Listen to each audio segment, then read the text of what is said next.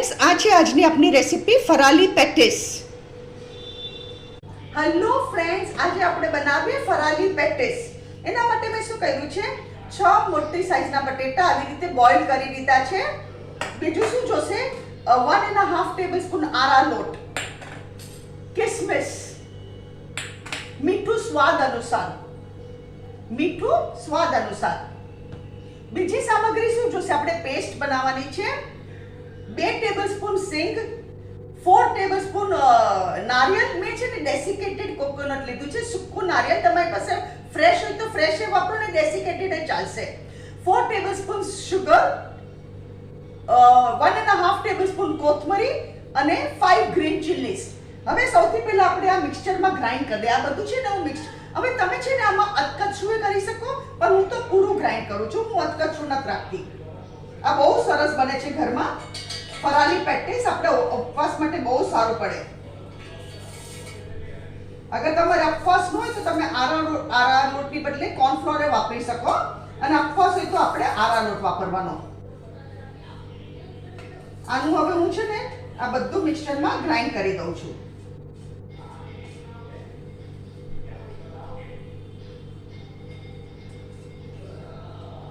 આ છે આપણી પેસ્ટ. હવે હું આને કાઢી લઉં છું. આપણું પૂરણ, આઈ મીન ફિલિંગ, આપણું ફિલિંગ.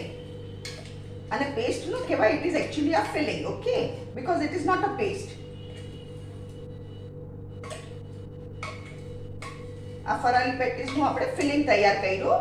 હવે આમાં મીઠું નાખવાનું મારે બાકી છે. મેં મીઠું નથી નાખ્યું.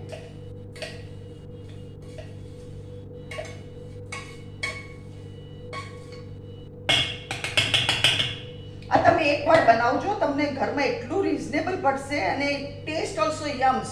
તમે તમારી રીતે મસાલો કરી શકો, લીલા મરચાની વધઘટ કરી શકો. You can do anything, you know, તમારી રીતે તમે કરી શકો. અને બહુ ઇઝી બી છે. It is not difficult at all.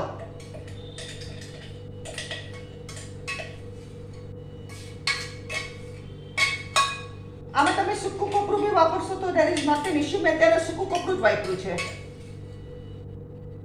હવે આમાં આપણે મીઠું નાખી દઈએ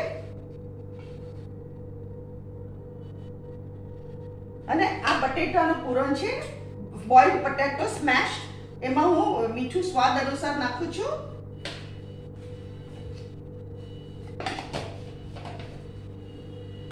આરા લોટ નાખું છું. આમાં બીજું કાંઈ નહીં આવે. આરા લોટ અને મીઠું, અને આને આપણે બરાબર મિક્સ કરી દેવાનું.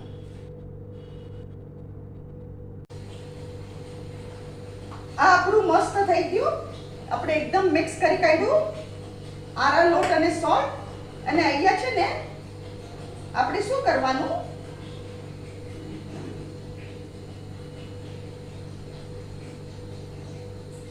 આપણે આ મિક્સચરમાં મીઠું નાખ્યું, એને આપણે બરાબર જરા મિક્સ કરી દઈએ.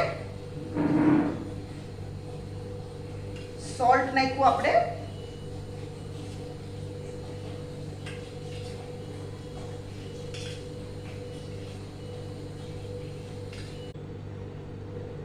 આપણે શું કરવાનું, આને આવી રીતે લેવાના, આનો બોલ કરવાનો, પછી આને આવી રીતે પ્રેસ કરવાનું, અને વચમાંથી આપણે એને પૂરી કરવાની, વચમાંથી હોલ કરવાનો. આવી હોલ નહીં, આઈ મીન ડીપ કરવાનું. આવી રીતે આપણે ડીપ કર્યું આવી રીતે. પછી એમાં વચમાં ફિલિંગ ભરવાની. આપણે આવી રીતે ફિલિંગ ભરવાની. આ ફિલિંગ ભરાઈને પછી એમાં આપણે કિસમિસ નાખવાની.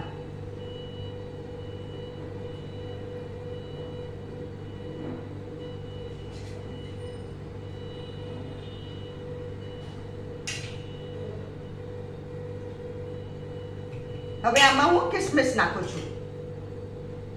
મેં એકમાં 4-5 કિસમિસ નાખી દીધી.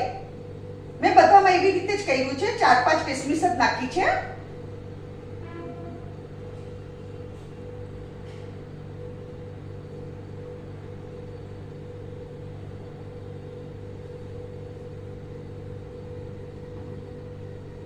આજે છે ને જરા સ્ટીકી બટેકા છે. It is sticky. નવા બટેકા આવ્યા છે એટલે જરા તકલીફ થાય છે. Otherwise this is a very easy dish. આ છે આજનું આપનું આ રેડી. હવે આ લાસ્ટ મારી બાકી છે, એ બી કરી કાઢીએ. મારું એક્ઝેક્ટ માપ થયું બટેટા અને પૂરણનું, કઈ બચ્યું નહીં.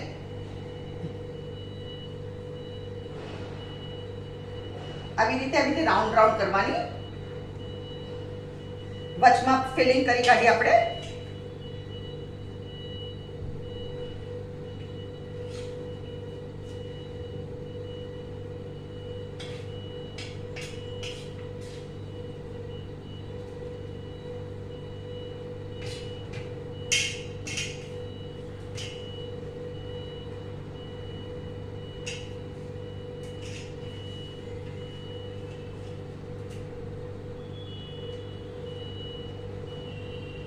આમાં બી 4 કિસમિસ ભરું છું.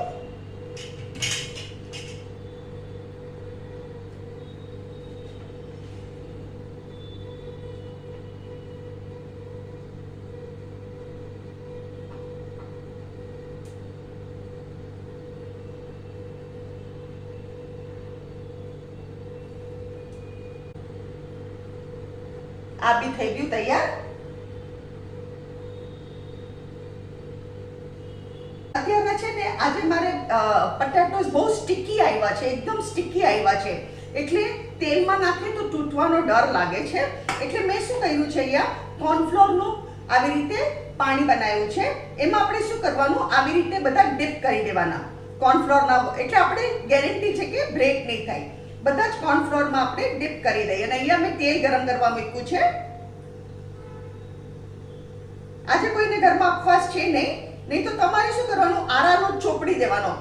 મેં આવી રીતે કોર્નફ્લોરનું પેસ્ટ બનાવ્યું છે ને, એના બદલે તમે આરારોટ ઉપરથી આવી તો કોઈ વાર બટેકા ચીકણા આવી જાય ને તો તમે ઉપર આરારોટ એમાં રગોડી શકો છો. આરારોટમાં કવર કરી દેવાના બોલ્સને.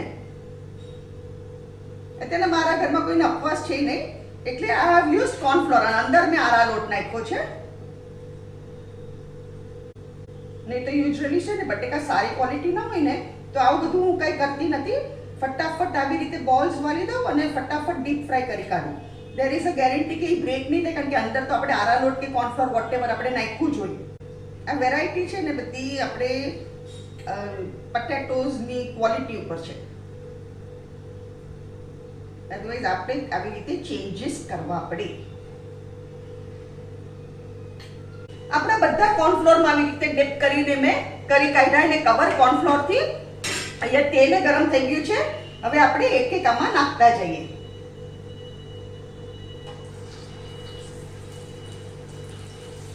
અને ગુલાબી કલરના આપણે ફ્રાય કરવાના.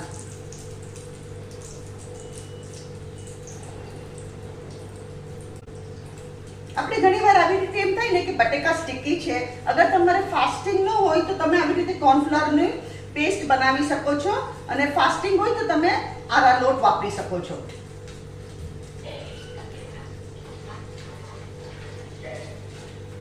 મેં હમણાં ગેસ ધીરો કરેલો જ, કારણ કે તેલ વધારે ગરમ થઈ ગયું હતું.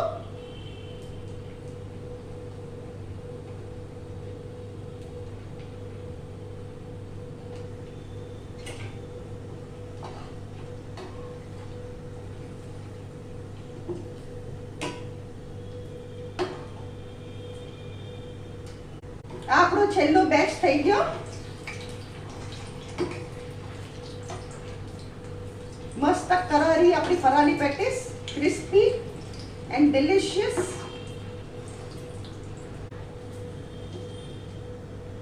નીચેથી કલર નથી આવ્યો, જો નીચેથી કલર આવે એટલે આપણે બંધ કરીએ.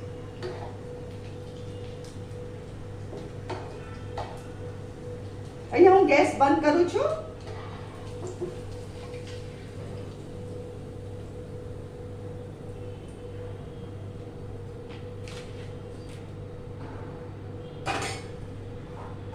ફ્રેન્ડ્સ, આ છે આજની આપણી રેસીપી ફરાળી પેટીસ. અગર તમને મારી રેસીપી પસંદ આવે તો કમેન્ટમાં જરૂરથી લખો. મારી વિડીયોને લાઈક કરો, શેર કરો અને મારી ચેનલને જરૂરથી સબસ્ક્રાઇબ કરો.